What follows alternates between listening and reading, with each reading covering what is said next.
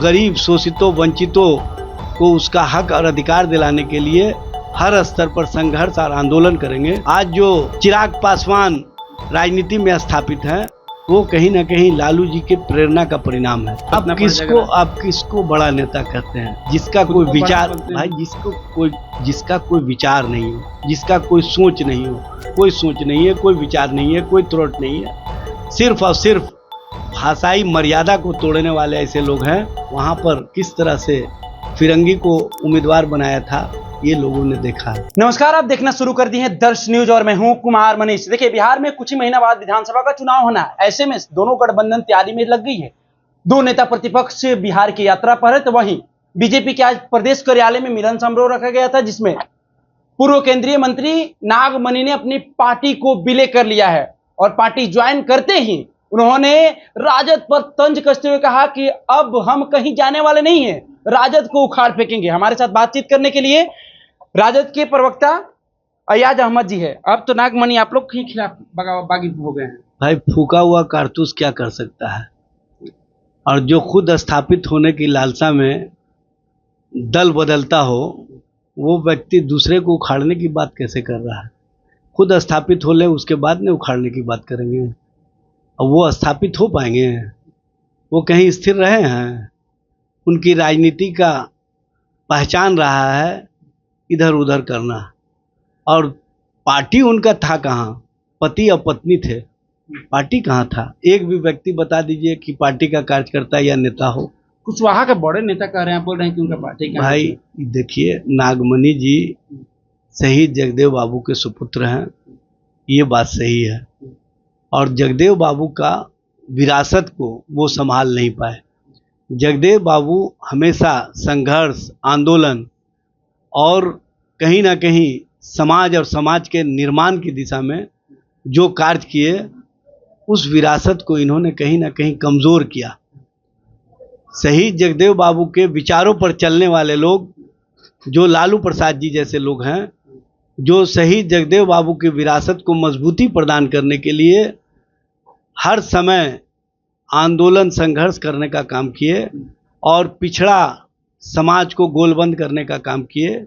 जो शहीद जगदेव बाबू का सपना था कि हम गरीब शोषितों वंचितों को उसका हक और अधिकार दिलाने के लिए हर स्तर पर संघर्ष और आंदोलन करेंगे, उस विरासत की राजनीति को अगर किसी ने आगे बढ़ाया तो उसका नाम लालू प्रसाद जी है। और आप देख लीजिए, लालू प्रसाद जी ने जिस तरह से लोकसभा चुनाव में कुशवाहा समाज को सम्मान दिया और जिस तरह से कुशवाहा समाज एनडीए के खिलाफ मजबूती के साथ राष्ट्रीय जनता दल और इंडिया गठबंधन के साथ खड़ा दिखाई दिया, ये स्पष्ट रूप से दिखता है कि हम जो कहते रहे हैं उसके साथ गरीब शोषित वंचित वर्ग की जनता भी हमारे साथ खड़ी रही है। क्योंकि हम जो कहते हैं उस पर अमल करते हैं, हम जो कहते हैं उस पर टिके रहते हैं। और जो अपने को शहीद जगदेव बाबू का सुपुत्र कहते हैं, वो तो उनकी विरासत को कहीं ना कहीं धूमिल किए हैं, उनकी सोच को धूमिल किए हैं, उनके विचार को धूमिल किए हैं। और आज उस नेतृत्व के साथ चले गए हैं जो नेतृत्व शहीद जगदेव बाबू के विरासत और सोच को कमज़ोर करने के लिए किस किस भाषा का इस्तेमाल करता है, ये भी लोगों ने देखा है। लालू यादव को सत्ता से बाहर करने की आज भी दावा कर रहे हैं। बीजेपी के दामन थामने के बाद कह रहे हैं कि लालू यादव को सत्ता से बाहर करने के लिए दो बीजेपी के दिग्गज नेता से मेरी मुलाकात हुई, बात हुई। उन्होंने कहा कि लालू यादव को जड़ से उखाड़ कर फेंक देना है। तब कुशवाहा समाज ने एकजुट होकर और लालू का सत्ता से बाहर। देखिए, लालू जी को भारतीय जनता पार्टी और भारतीय जनता पार्टी के जो थिंक टैंक कहे जाते हैं, अमित शाह, किस तरह से उनके प्रति विश्वमन करते हैं और किस तरह से उनकी राजनीति को कमज़ोर करने की राजनीति में लगे रहते हैं। उसके बावजूद भी लालू जी और लालू जी के नाम से ही भारतीय जनता पार्टी के बड़े से लेकर के छोटे नेताओं में कंपन हो जाता है। क्योंकि लालू प्रसाद जी नाम है विचार का, लालू प्रसाद जी नाम है आंदोलन का, लालू प्रसाद जी नाम है संघर्ष का। और लालू प्रसाद जी ने जो सत्ता में रहते हुए शोषितों वंचितों पिछड़ों अति पिछड़ों और सामाजिक न्याय की धारा को मजबूती प्रदान की और उनको जो मान सम्मान दिया, कल तक जो लालू जी के सत्ता में आने से पहले खटिया पर कुर्सी पर बैठने से डरते थे, लालू प्रसाद जी ने उनको बताया, उनको रास्ता दिखाया कि ये जो कुर्सी है तुम्हारे लिए है, और ये कुर्सी जो लोग कब्जा किए हुए हैं उनसे छीनने का काम करो। और कुर्सी छीन करके लालू जी ने सत्ता का विकेंद्रीकरण किया, गरीबों के बीच, शोषितों के बीच, वंचितों के बीच ले जाने का काम किया। लालू प्रसाद जी के कार्यकाल में जिस तरह से पिछड़ा समाज, अति पिछड़ा समाज, दलित समाज, आदिवासी समाज को हक और अधिकार मिला, ये किसी भी राजनीति के दौर में नहीं मिला। आज जो नीतीश कुमार का नेतृत्व सामने है या सम्राट चौधरी जो नजर आ रहे हैं, ये लालू प्रसाद जी के ही कहीं ना कहीं विचारों और उनके आंदोलन का परिणाम है कि वो आज राजनीति में टिके हुए हैं। आप लालू यादव जी का गुणगान कर रहे हैं, वही सम्राट चौधरी लालू यादव कह रहे हैं कि राजद जो है और लालू यादव दलित विरोधी है।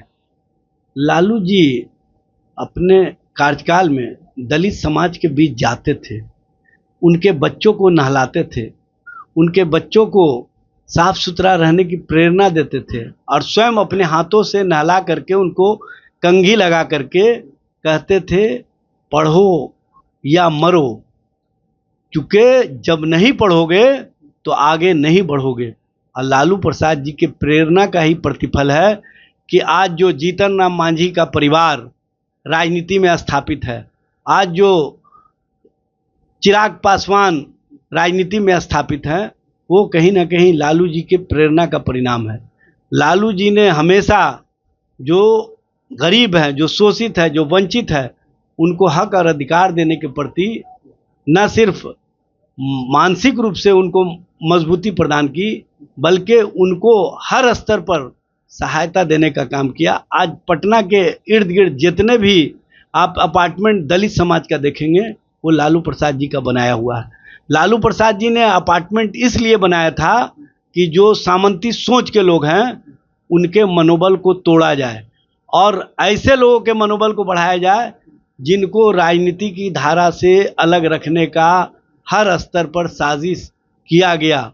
और उस साजिश को लालू प्रसाद जी ने सत्ता में रहकर और सत्ता से अलग भी कहीं ना कहीं उनके मनोबल को बढ़ाने का काम किया। चलिए, आपकी पार्टी A to Z की बात कर रही है, लेकिन ब्राह्मण भूमिहार का बड़े नेता कहे जाने वाले आशुतोष कुमार भी अब बीजेपी का दामन थाम लिए हैं। ऐसे में लगता है कि चुनाव में इसका नुकसान आप किसको बड़ा नेता कहते हैं? जिसका कोई विचार, भाई जिसका कोई विचार नहीं हो, जिसका कोई सोच नहीं हो, जिसका कोई थ्रॉट नहीं हो, जिसका कोई भाषा नहीं हो, वो व्यक्ति बड़ा हो ही नहीं सकता है।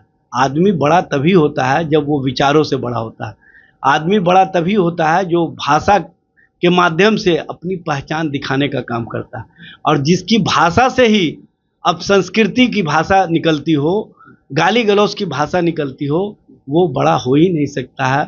इस बात को आप नोट कर लीजिए। हाँ, वो व्यक्ति भारतीय जनता पार्टी की नज़र में बड़ा हो सकता है, क्योंकि भारतीय जनता पार्टी को ये बात पसंद है कि जो लालू जी, तेजस्वी जी को अब संस्कृति वाला भाषा बोले, जो लालू फोबिया का शिकार हो, उसको ये लोग पसंद करते हैं। उसके अलावा उनके पास कोई एबिलिटी नहीं है, कोई सोच नहीं है, कोई विचार नहीं है, कोई थ्रॉट नहीं है।